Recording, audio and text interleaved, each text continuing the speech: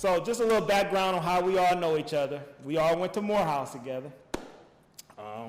We started around the same time. We all graduated from Morehouse, so not only did we go there, we graduated from Morehouse. That's an important distinction, right? So first I want to lead off with a question tailored to HBCUs.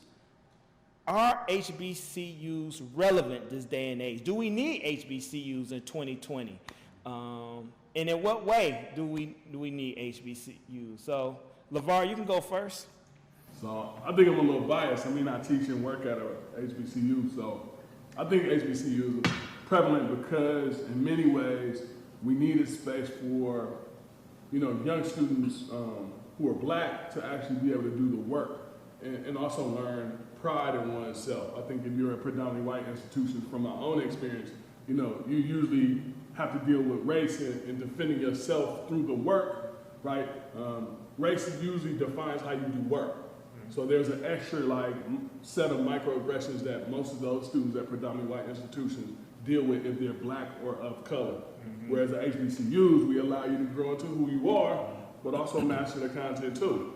And I think that again, when they transition from HBCUs to predominantly white institutions, be it law school, graduate programs, then they're actually better suited to deal with, right, some of those racial microaggressions that come from being at predominantly white institutions, as opposed to having all of your experiences at home. Gotcha. What's your take, Quentin? Yeah, I think it depends on how you define relevant.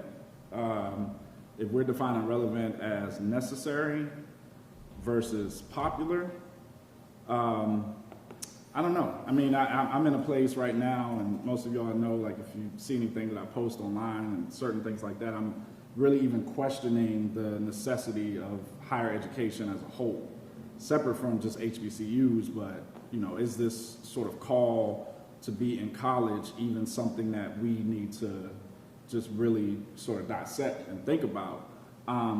Specifically as it relates to HBCUs, I think they can be relevant. Whether they are or not is a different question.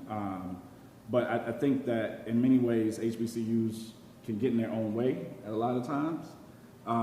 Whether it's financial challenges, whether it's sort of philosophical views of like how the school functions and why it holds on to certain ideas and beliefs about who it is and what it can be. And so many people are asking that question because you've got to put the question of relevancy next to the question of cost and value. So you can't really have the conversation of one without having a conversation of other. If you're going to charge me $50,000, $60,000 for some situations, not all HBCUs, but in some cases, how are you really going to put that in conversation with another institution that may charge me that amount, and they're giving me, as I'm thinking about it as a 17-year-old, they're giving me 15 other things that the HBCU is not giving me.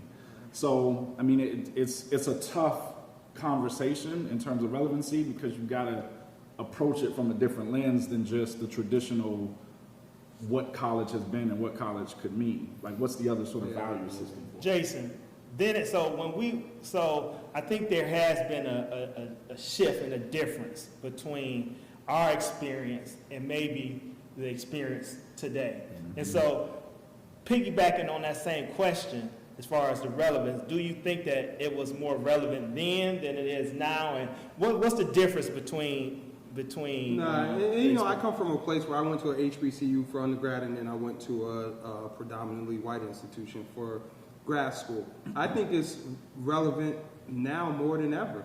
The bottom line, I'm just like a straight to the fact thing type of person and a thinker, and that HBCUs, they might not have the other like 15 things that the PWIs have, but what it shows us as black people is that being black and being together and doing your own thing is cool and it's dope, and you can rise from that situation.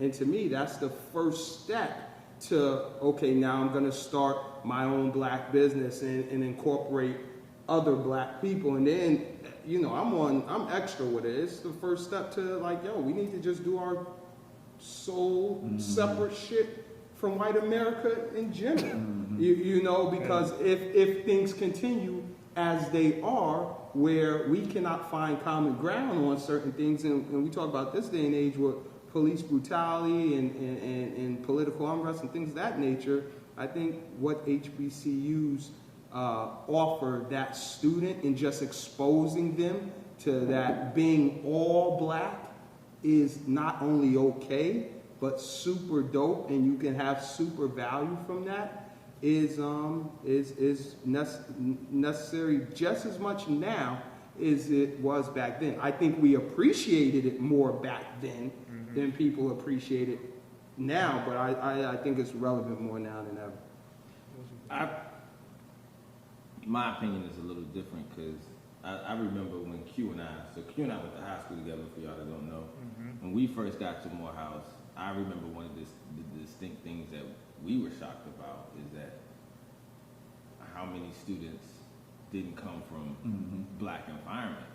I grew up super black. My name is Shakir Malik. Like, you know what I'm saying? So my dad went to Howard University. He was Muslim, you know what I mean? The root of the individual that I am is as black as it can come. Bean pies and bow ties, okay? That's where I came from. So for me to come to Morehouse and to Atlanta, I guess my expectation was a little different. We got to school and we was like, yo, we the only ones that went to an all-black high school.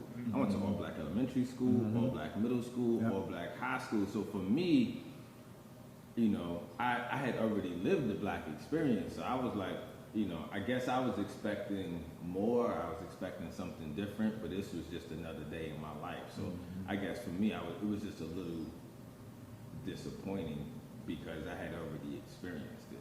So for someone like me, whether I go to a PWI, whether I go to HBCU, it really wouldn't color the individual that I am because from my first thoughts was super black. Like I couldn't eat Frosted Flakes. You know what I mean? Like I had to eat Cocoa Pebbles.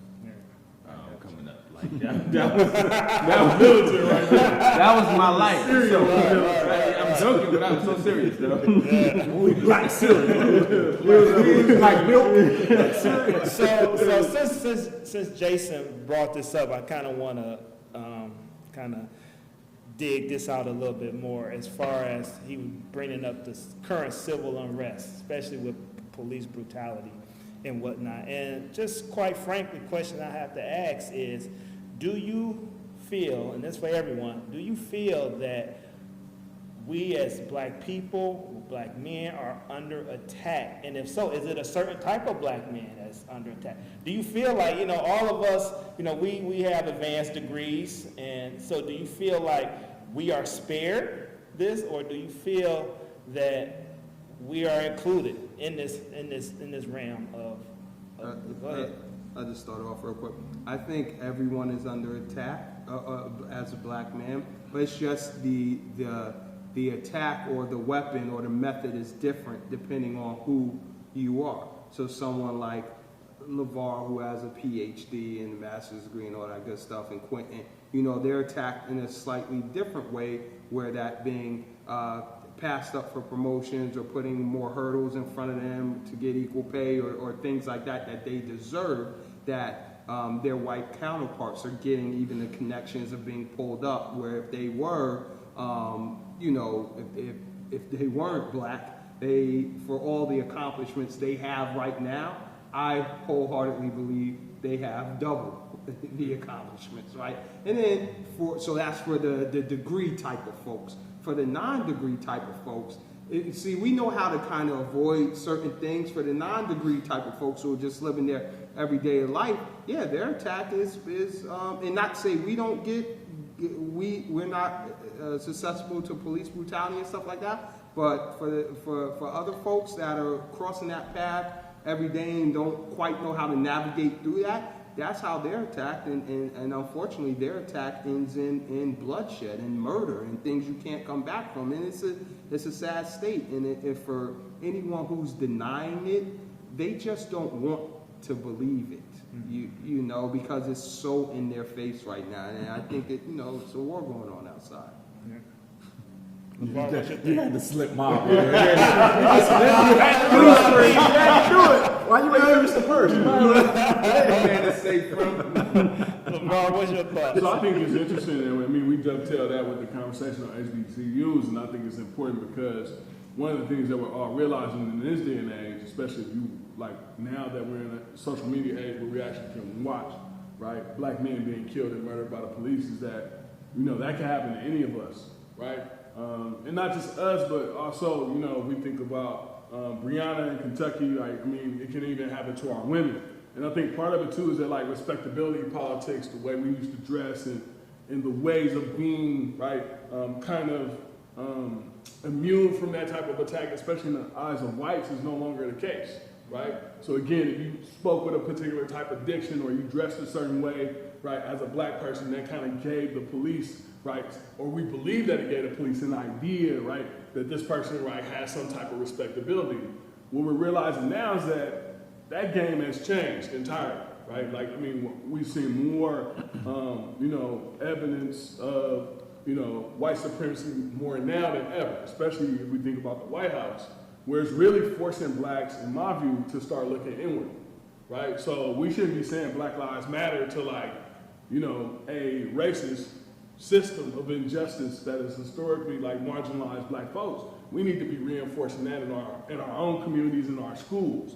So what it's actually doing is something that the civil rights movement didn't necessarily do entirely, right? The civil rights movement was kind of advancing, right, rights and privileges for those who happen to be a part of the black upper and middle class to then ascend into white spaces, right? Whereas this Black Lives Matter movement is actually forcing all of us to say, right, what Spencer was talking about with the whole we matter, like HBCUs matter. It's forcing all of us to start looking at ourselves and saying, well, how can I reach back in my community, right? How do I hold my church accountable in terms of allowing, right, these spaces to become totally black, self-sufficient black spaces, right? But then actually emancipate us from even relying on the police. You know, and we have a history of that. Like if you think about the Black Panther Party, you know, again, they police the police. Right. So this isn't new, right? Our response to it is, right? And I think that that's something that we need to do more of, is just turn inward and start really preaching Black Lives Matter to people who look like us, as opposed to constantly fighting that battle with white supremacists who don't care anyway. Yeah, don't care at all. Yeah. I mean, I think money is a great equalizer. So, you know, folks that have money, as long as you have money, then you're probably a little bit more insulated, more, you know, set outside the box just because you have money. But I don't think that it's, you know, I think those that have money can still be dealt that same blow. They can still be reminded, you know, I always think of what Jay-Z said, you know, I'm not black, I'm OJ. But you can, you know, he was reminded many a time that you're still black, brother. So, you know, I think that we may be a little bit more insulated, but, you know, it's just a figment of our imagination sometimes. You're still black, you know what I mean? So it can be an interesting place to be sometimes. Let me ask you this question. Have you ever encountered, being in the profession you are, or anyone can answer, have you ever encountered that situation where one of your white counterparts or other counterparts kind of came to you as if, you know, you're different than the other, you're different than, you know, but those guys, they just should have just listened to the police and they would have been okay. They, you know, they are disrespectful, and unlike you, who's respectful, you're different than they are, and so that's why they get in trouble, and that's why you are, you know, you're not like those that's getting pulled over and encountering those bad results with the police. Have you ever encountered that? How did you deal with it, if so? I didn't know what I remember one time a lady, she went through my whole lineage because she was so confused. Because, you know, she thought she was giving me a compliment, and it was so disrespectful. I just kind of paused. But where you from? She kept asking me where I was from, you know, and I kept giving these real small answers because I knew where she was going with it.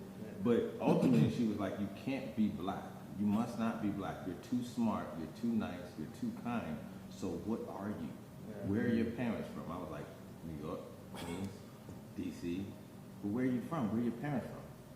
They came from South Carolina. You know, but she was confused. You cannot be black. You're running this whole thing. You're too smart. You're taking care of me. What are you? You must be something else. You cannot be black. And I was like, wow. Right.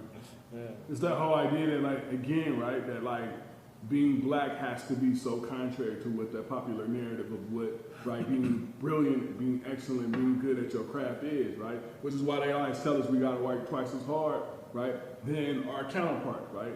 But I think that also creates a level of psychosis for us, and we're always in these competitive spaces, right? Always feeling like we're playing catch up when our counterparts really don't have anything to prove. Yeah. Right? I mean, we think about even just the transitions in the past 2 presidents, right? Like, I mean, Obama had to be almost like a savior or mythical type of person. Whereas, right, we're looking at a current president who, right, has demonstrated that he definitely has no integrity or no character at all. Right, to ascend to the highest office.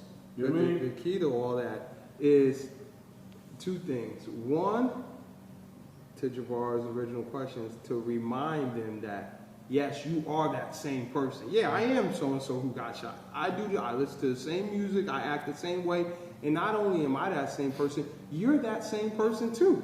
You know, you telling them, like, you would pop off more to the police. Then you're actually more aggressive than that black person who got shot.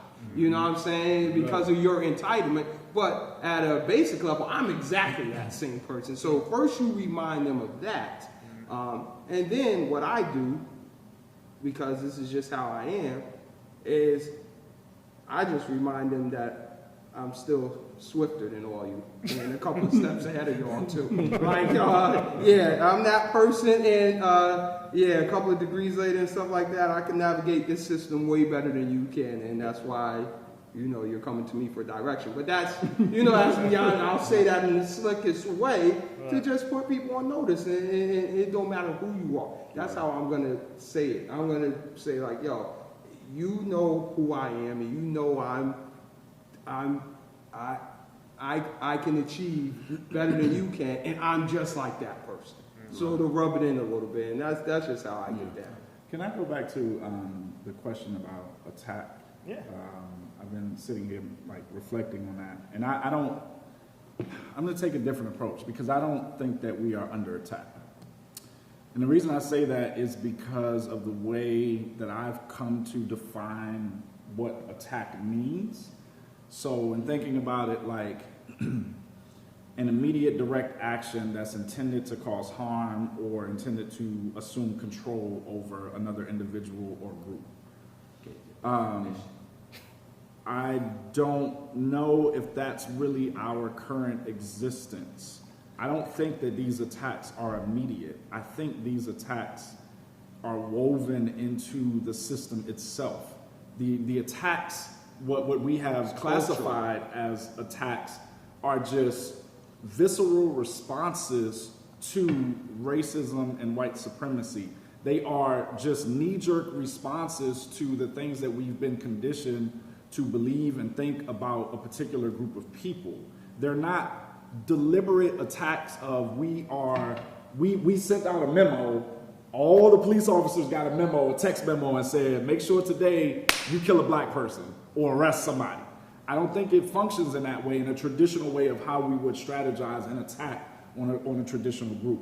I think this thing is so deeply rooted and woven into the fabric of this country and the fabric of this entire world. This is a global experience that just manifests itself in different ways in the US versus how it shows up in South Africa or in other places around the globe. And I think if we reframe the way that we are looking at this, at what's happening in the world, in being a sort of responsive approach, right? That part of my frustration of what I see now is we're too emotional. We are responding reactively to everything that happens, and we pass. You post. You did a post about trauma porn, and you know we have these things. The situation will happen. We will grieve publicly. We will post something. We will share the video. We will talk about. Can't you all see? Like, look, here it is, another example.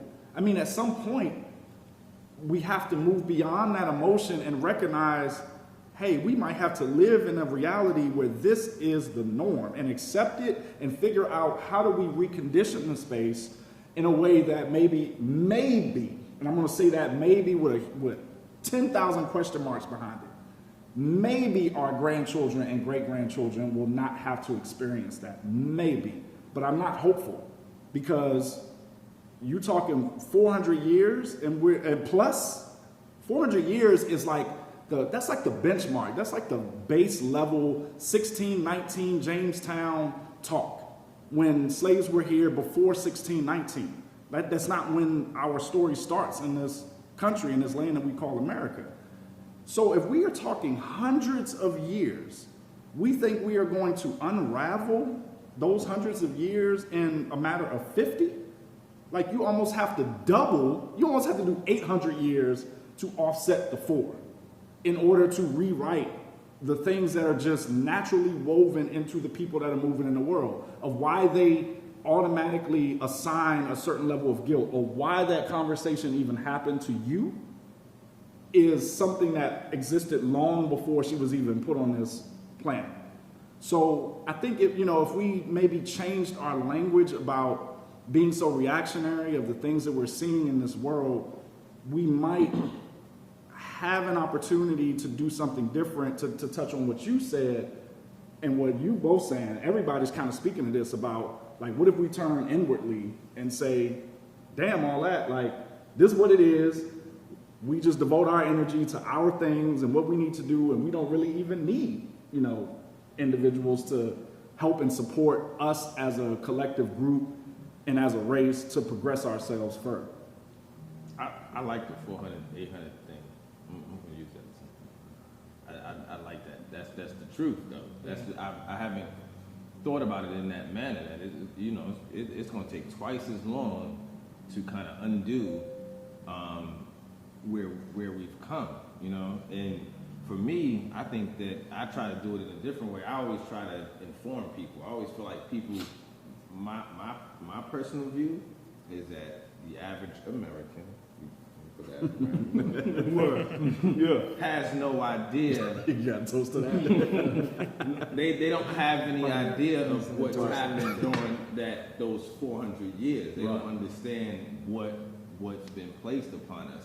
And because they don't understand, and we think that they should know, or that they already know, or for whatever reason, they have it, they don't need to know. But you're letting them off the hook saying they don't understand. But it's they don't want to understand, or don't even want to dig That's the in. privilege, though. That's the privilege. No, they one's looking into that okay, shit. so it is want a to privilege. understand. It's a privilege that Yeah. they don't need to understand. But I think that we have a tendency to assume that they're just like being dismissive. Right. When I think it's a huge part of just simple ignorance. You know what I mean? And just like, so what I'm thinking, like what Q said, that's a great thing. It took us 400 years to get to this day. 100 years, from the last global pandemic. 100 years before, 100 years ago, women couldn't even vote. You know what I mean? So we have an emotional response, like Q says, to things because we have an expectation that they're on the same page as us. It's like a relationship. Yeah. You knew that I was going to cook dinner tonight. Why you go and buy some food? So your response, Right. your response is because you feeling like I knew that you were going to cook dinner. We feel like they should know that the way that they're acting is because of these things. But I think we're letting them off the hook. I think so, too. I'm on a different side than there's what a we're layer, talking about an right now. additional layer to that. There's another layer that is also a truth, that we are at the same time that they are coming to a sense of awareness, we are having to do that same thing within our own community. Agreed. It's not like we have come to some enlightenment and now we're trying to get them to catch up.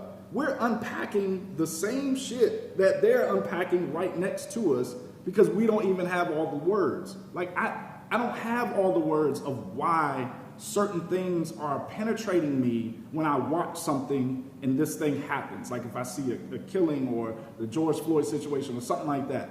Why is it penetrating me differently in a different part of my body than it does for someone else who just comes up to me and says, "Oh, I'm really sorry about what's happening to you or to your people."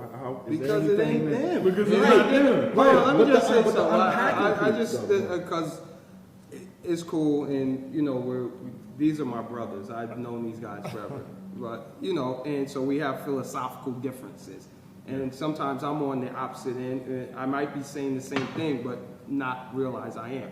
I feel like I'm on the opposite end of the spectrum. I agree. I feel like we're not emotional enough. See, we let people off the hook by not being emotional enough. So I'm not going to criticize the person who takes a big brick and bashes the CNN Center, because that's their role in the revolution, and that shit is necessary in order to get certain done. My role is to hire black people, because I'm in a position to do that, to put people on payroll, to educate this or that, you know, and I'm kind of too old and maybe fat to smash something I want to get away with. You know what I'm saying? So that's not my role. But I am not going to get on the person who's doing that, because the change don't happen, at least from what I'm seeing, until we start breaking some shit. But wait, that's not the type of emotion I'm talking about. I'm not that's talking about emotion. No, but that's That's not the emotion. type. That's That's not the not type that emotion. I'm describing, though. That's not I'm what you're describing the emotion of still being surprised when we have seen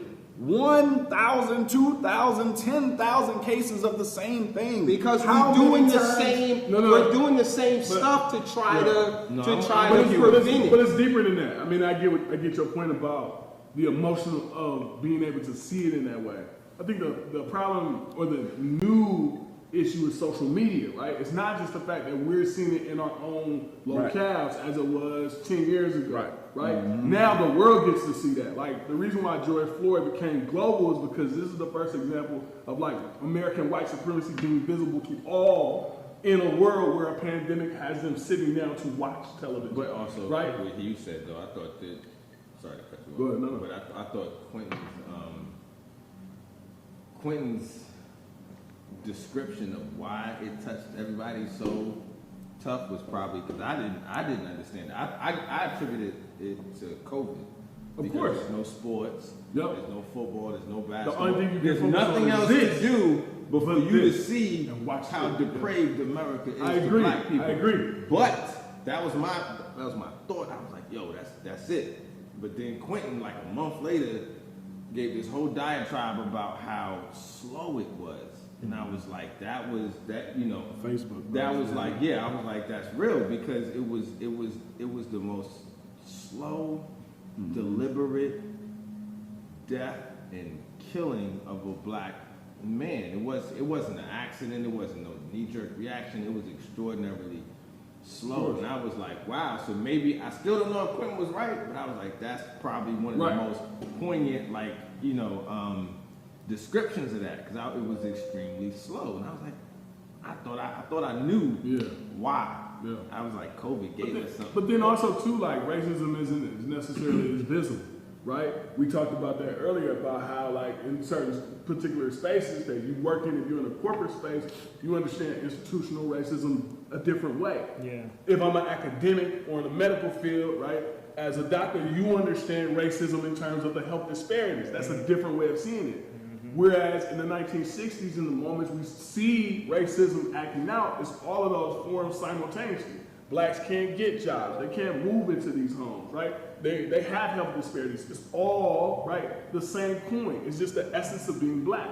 I think what American racism has been able to do, and white supremacy has been able to do, to your point about emotion, is that it has been able to channel that emotion into these small silos, to where people can say, all right, I saw what happened to George Floyd, but because I sit on this social economic perch, that's not in my backyard, right? So we get to now pick apart, right, what battles we'll fight.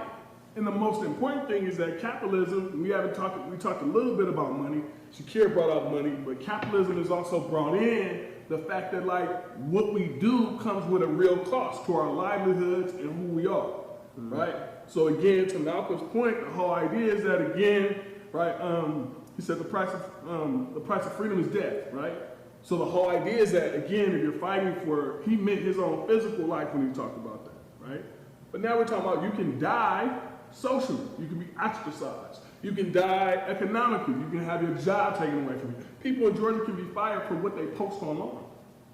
Right? So now it's forcing all of us to start really thinking about what is the risk of social protest and So that we need to emotion that you're review talking this. about. Right. We gotta review this before we post I'm just kidding. I want to thank you guys because I thought it was important to get a true African American male perspective on them. We hear so many different perspectives on the media, but I think it was good to get a true, honest African American perspective. And you're right, we all don't agree on things, but I think we all got important viewpoints that needed to be expressed. So, hey, cheers, guys. Cheers. Thank you. Cheers, Again. cheers, cheers, cheers. Salute. Re-up. Cheers.